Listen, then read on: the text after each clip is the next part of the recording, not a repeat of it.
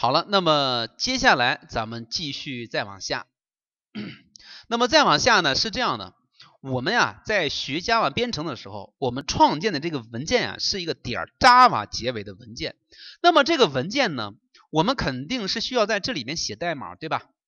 那么我们写代码啊，怎么写？我们总得有一个编辑器，对吧？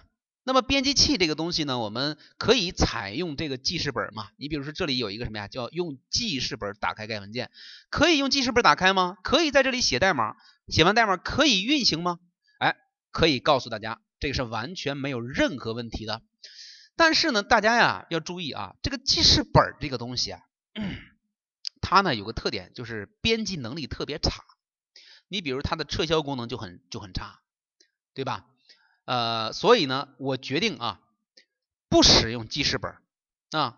那有同学就问，就说了，说老师，咱们为什么不上来使用那个特别牛的工具，比如说 IDEA 或者说这个 Eclipse 等集成开发环境呢？原因是这样啊，作为初学者来说，最好呢不要使用这个集成开发工具。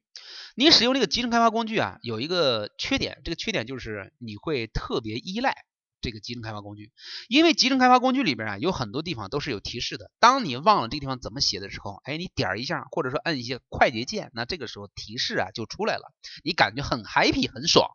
但是呢，对于初学者入门阶段的学生来说，我觉得还是用纯天然无污染的啊，带双引号的无污染的啊，纯天然的这种方式，用记事本或者说使用文本编辑器进行开发啊，这样的话更利于你去掌握这个程序，更利于你去入门啊。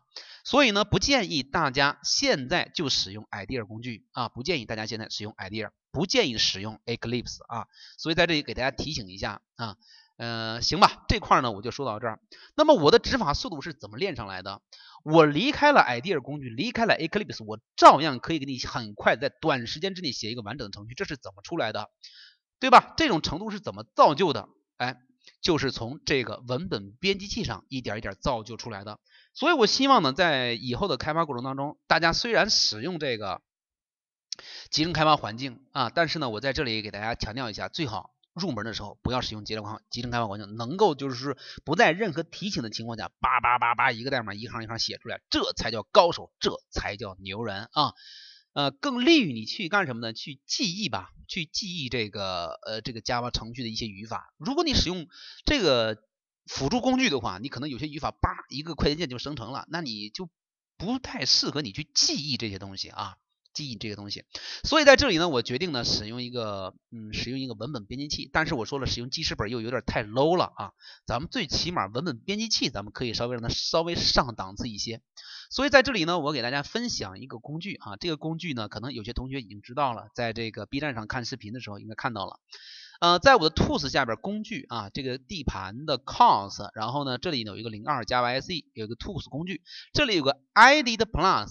我们把这个 ID Plus 工具呢给它安装上去啊，我们使用这个工具进行什么呢？进行 Java 代码的编写啊。这个我先简单介绍到这。